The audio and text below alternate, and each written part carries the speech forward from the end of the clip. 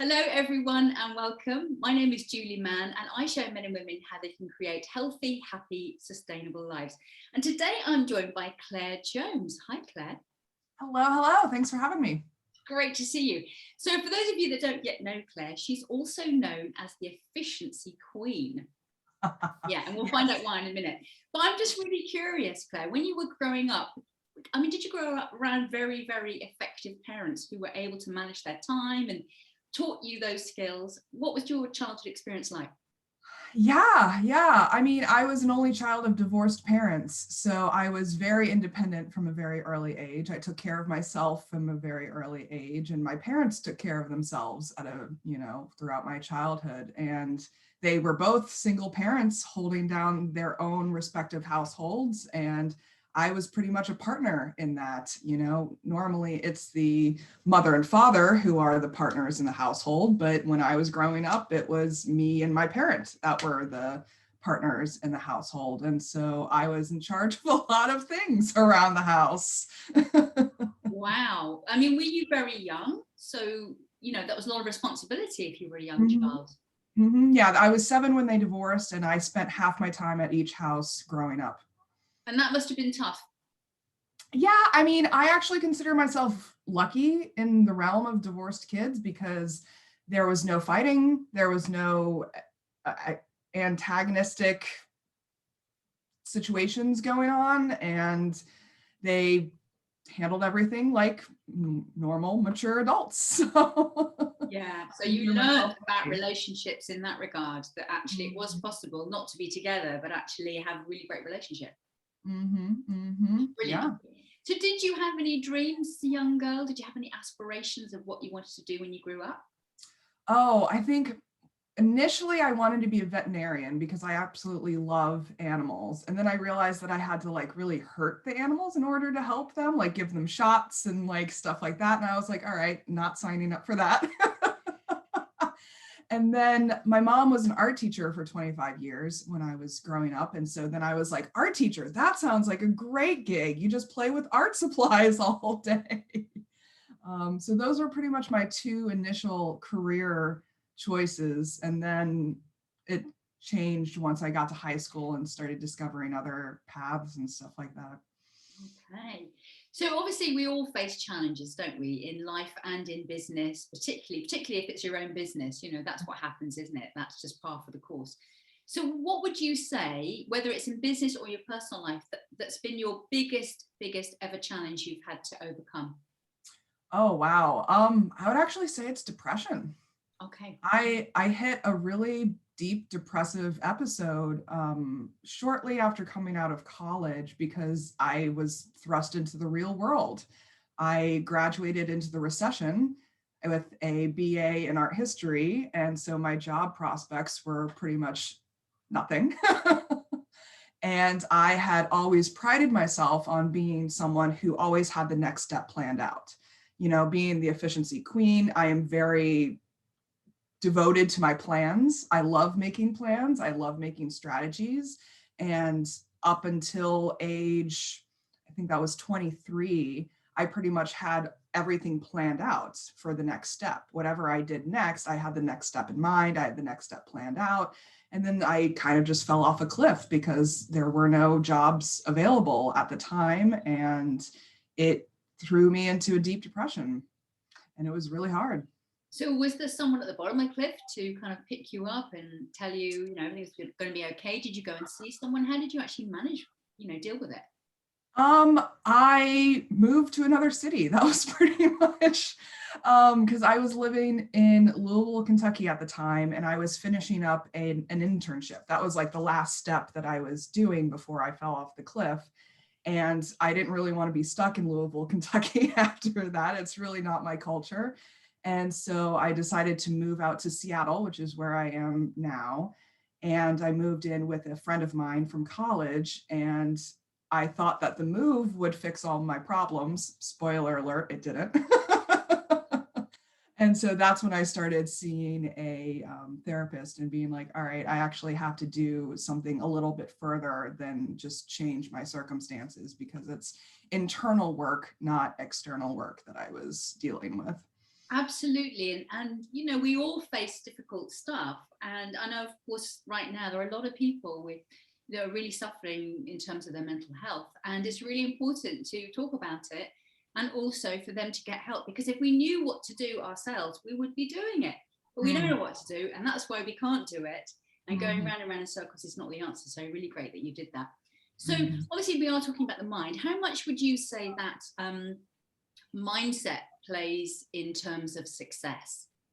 Oh, 100%, I would say. It's very deeply interwoven with everything else. And I don't think enough people talk about that in terms of how wellness and business are complementary, because your personal sustainability fuels your business's sustainability.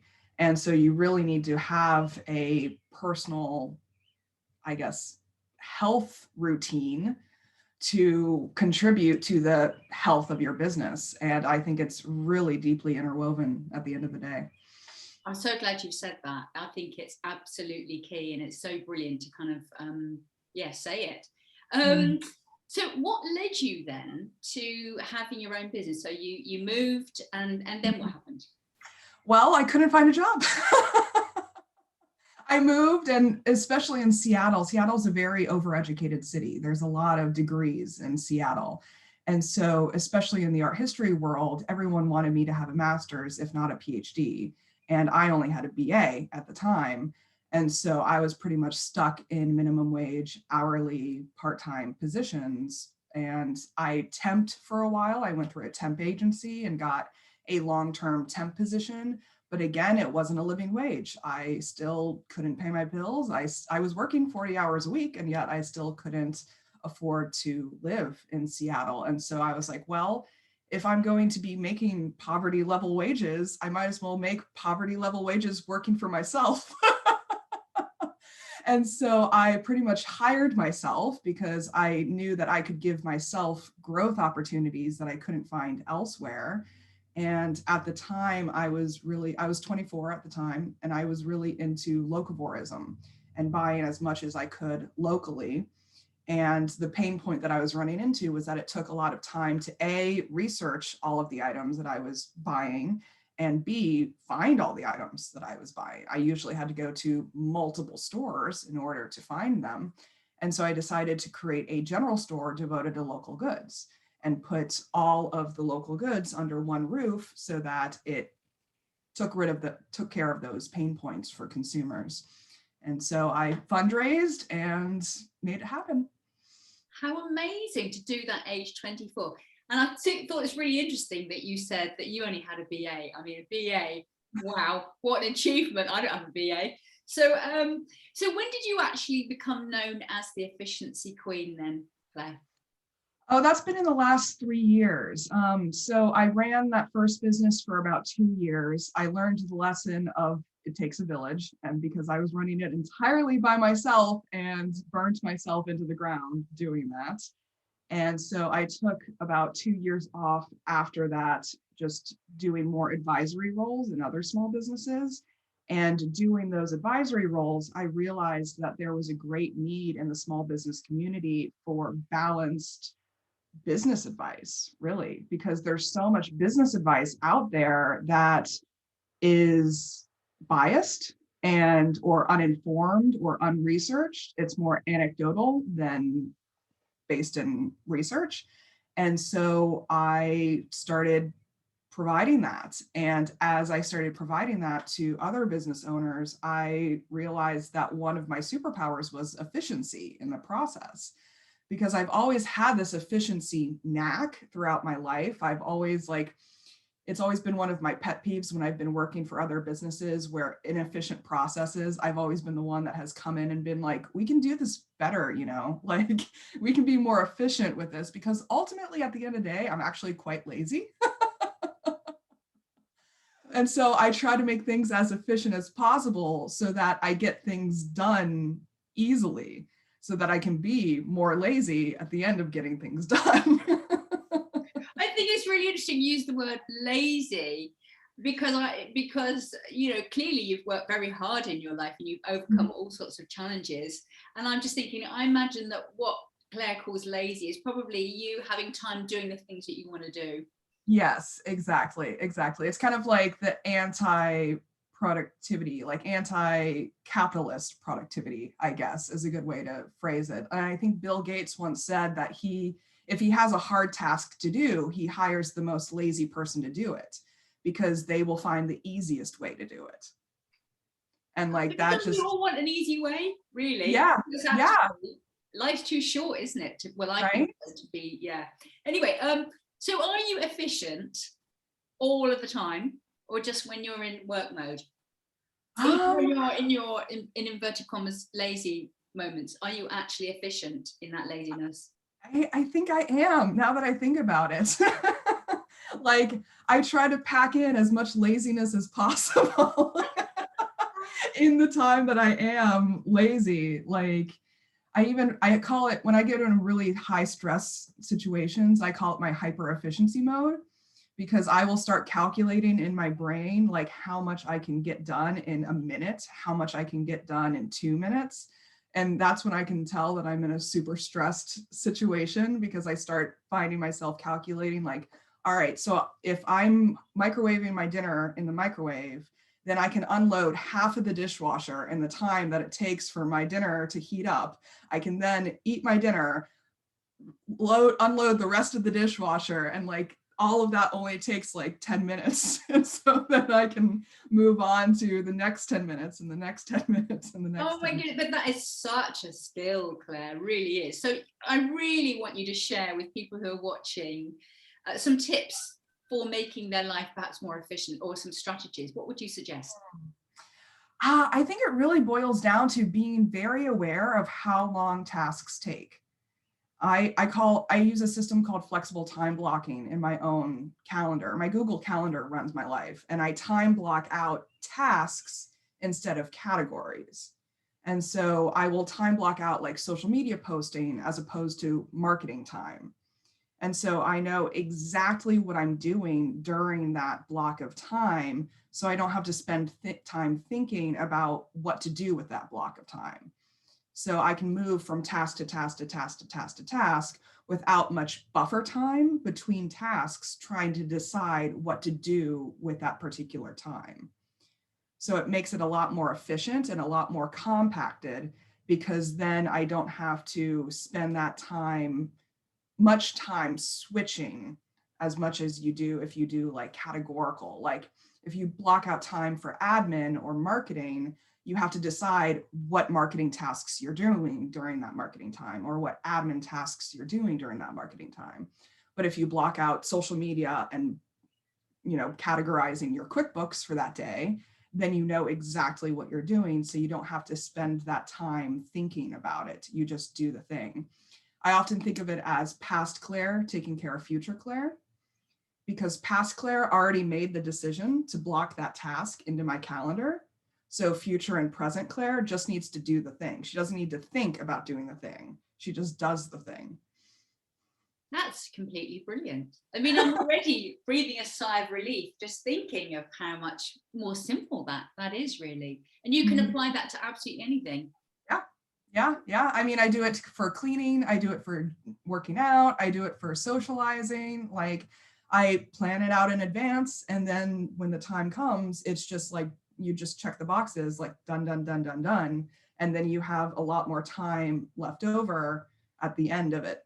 Perfect. Does that mean then that when you're actually doing the task, that actually you can enjoy it more and you can be much more present, because you're not having to, okay. Yeah, exactly. Like I kind of think of it, I know you've probably seen the meme that runs around the internet every now and then of like, you have 20 tabs open in your brain and you can't figure out which one is playing music. Well, planning it out ahead of time takes care of those tabs, because you're not using that mental energy to keep track of those.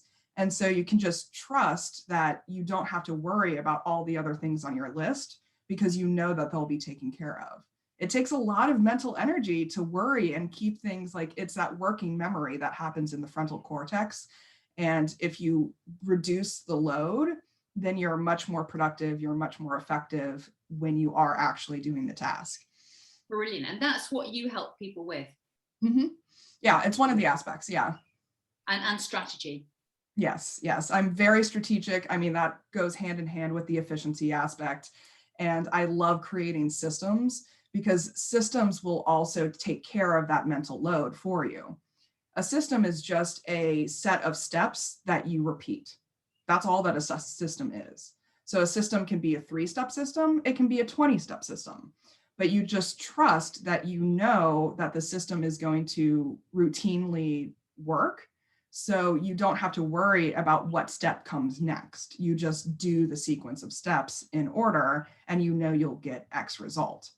And so you can apply that to literally anything. You can apply that to cooking. You can apply that to relationships. You can apply that to marketing. You can apply that to admin.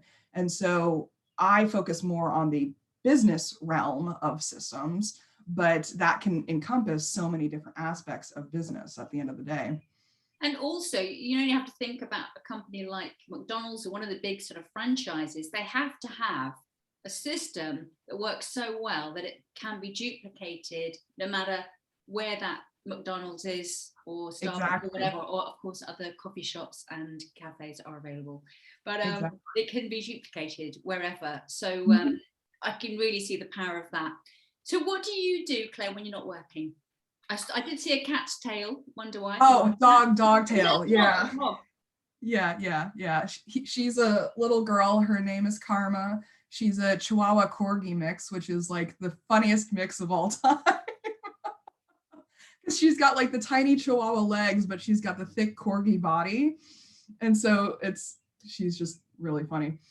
And so I hang out with her. We have a very big backyard that has a gorgeous view of the lake near our house. And so we spend a lot of time out there. In the pandemic, I've actually been really leaning into fantasy series online. I'm actually a huge Dungeons and Dragons fan. And there's this D&D stream called Critical Role, and it's a group of voice actors down in LA who stream their D&D game every Thursday night. And they've been doing it for about 6 years now. And each episode is about 3 to 4 hours long. And so think about how much hour amount of content they have over 6 years of doing it weekly. And so that's pretty much been my escape mechanism during the pandemic. Wow, and that you've got to be efficient to be able to fit 3 to 4 hours of that in anyway, haven't you? For goodness sake. Mm-hmm. So one final question, Claire. Mm-hmm. When you're no longer on this planet, how would you like people to remember you? Just having a positive impact on the world. I really want to leave the world better than what I found it. And if I'm able to do that, then I call it a win. Wow. Claire Jones, thank you so much for talking to us. Yeah, thank you.